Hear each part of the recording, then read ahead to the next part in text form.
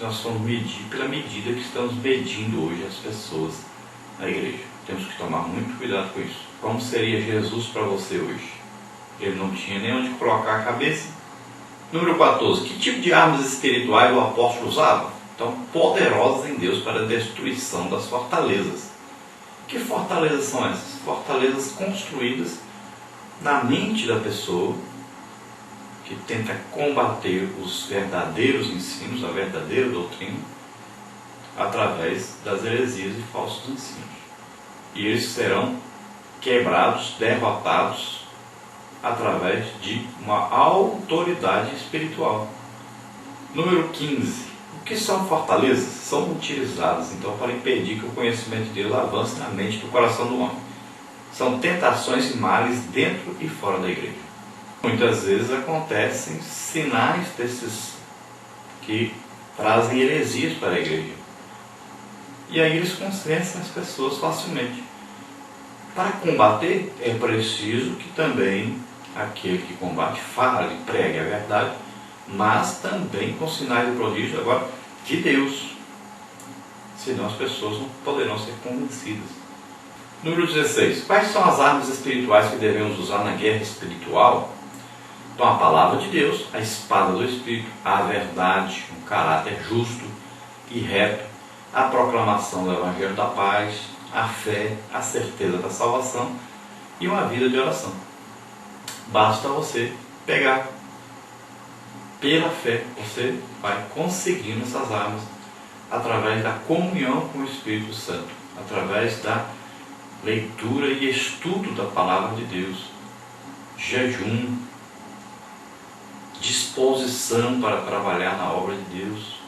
Então, você vai conseguindo essas armas ao longo da sua vida cristã e através, então, também de muito esforço, lutando contra o pecado, contra todos os males, todas as coisas imorais, contra todos os pensamentos que vêm negativos, contrários à palavra de Deus. Você vai lutando contra tudo que aparecer. E então, essas armas estarão à sua disposição. Parte 3. A perspectiva de Paulo sobre a autoridade. 17. Qual o significado de autoridade aqui do texto que estudamos? Então, de acordo com o dicionário bíblico, uma das palavras gregas para autoridade é exousia, cujo significado é poder, liberdade ou direito de escolher, agir, possuir ou controlar. Esse termo que melhor se enquadra então aqui, uma vez que o apóstolo discute exatamente a qualidade espiritual de sua autoridade. Nós estamos falando então de uma autoridade que é uma autoridade espiritual que advinda de Deus. Não é um homem que dá essa autoridade para a pessoa. Essa é a autoridade que vem de Deus. E ela é exercida e todos sabem dessa autoridade quando ouvem essa pessoa falar, ou pregar, ou ensinar. Por isso que quando Jesus pregava, as pessoas ficavam boquiabertas. Diziam, ninguém falou como esse homem fala. É uma diferença muito grande. E Paulo queria exatamente isso, chegar em Corinto e falar aos coríntios. E aqueles falsos mestres ficariam boquiabertos com a sabedoria, com as revelações e com o poder de Deus operando através de Paulo. Porque é completamente diferente uma pessoa que tem uma autoridade espiritual com aquela pessoa que não tem autoridade espiritual.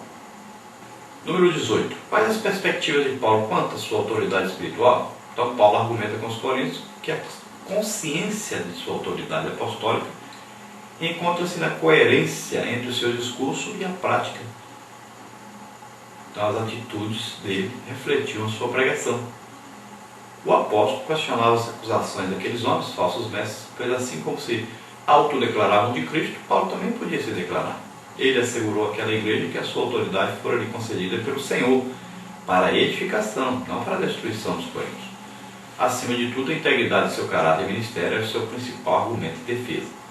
Ele e seus companheiros tinham sido os primeiros a chegar em Corinto com o Evangelho, por isso a igreja deveria dar crédito à sua palavra. Então Paulo não está aqui se comparando com os falsos mestres, porque seria se rebaixar.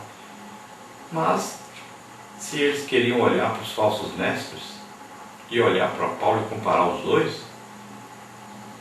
Então ele está chamando a atenção deles. Quem é que abriu essa igreja? Quem é que pregou para que vocês se convertessem? Vocês me conhecem? Qual é a coisa que eu fiz errado aí? O que eu ensinei errado para vocês?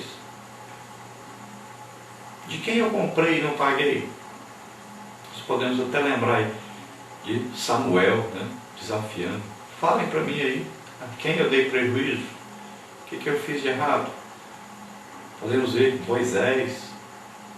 Então, são pessoas, né, como Daniel, que se consagraram realmente a Deus, entregaram suas vidas a Deus e lutavam contra o pecado, faziam de tudo para não errar, para não falhar, para não fazer nada que ofendesse realmente a Deus. Então Paulo tinha na prática aquilo que ele ensinava. E um homem que podia chegar e dizer: sejam meus imitadores, assim como eu sou de Cristo. Quantas pessoas podem dizer isso hoje? Quantos líderes podem dizer isso hoje? A maioria dos líderes vivem pregando e dizendo: eu sou pecador, que eu fiz isso, que eu errei aqui. Então, é isso que fazem. Ao invés de darem exemplo, também estão fazendo o mesmo que o povo anda fazendo. Então está na hora de nós lutarmos contra o pecado. Lutarmos mesmo, valentemente, e sermos exemplos para o rebanho. Número 19. Qual o padrão para medirmos a autoridade espiritual?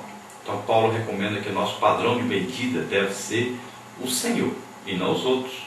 Porquanto, se fizermos assim, constataremos que não temos nenhum motivo para se orgulhar ou nos orgulharmos. O apóstolo ainda aconselha a buscarmos um conhecimento divino e não humano. Então Paulo diz: se nós procurarmos nos comparar às pessoas, nós vamos ver que nós somos muito pequenos. Então devemos nos comparar ao Senhor. E aí você vai ver a perfeição que é Jesus Cristo. Então nós vamos olhar para Jesus sempre e vemos que ali existe a perfeição. E nós devemos acompanhar, devemos procurar imitá-lo, procurarmos chegar cada dia mais perto da sua maneira de ser, de viver, de agir. Então imitemos ao Senhor Jesus Cristo. Conclusão: a autoridade apostólica de Paulo, exercida com tanta seriedade, foi-lhe concedida pelo Senhor e encontrava-se fundamentada em quê? Então, em seu relacionamento com Deus e na integridade de seu caráter e ministério. Fazendo o quê? Imitando a Cristo, lutando e vencendo o pecado. Então foi assim que ele adquiriu essa autoridade realmente apostólica, uma autoridade ministerial. Número 21, complete. Se estivermos conscientes do nosso chamado divino e exercermos com integridade o nosso ministério, não devemos temer falsas acusações, pois essas sempre farão parte da vida de um servo fiel. Você está querendo que o seu ministério mude?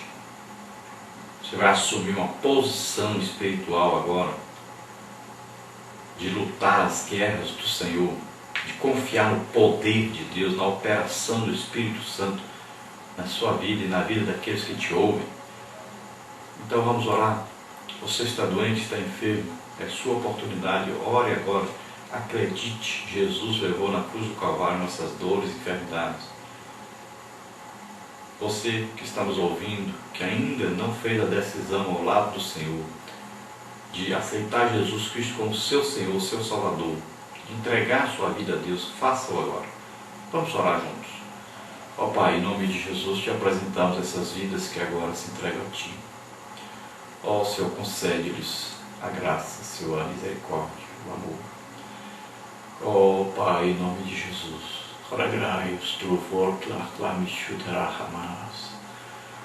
Senhor, dá-lhes a alegria da salvação.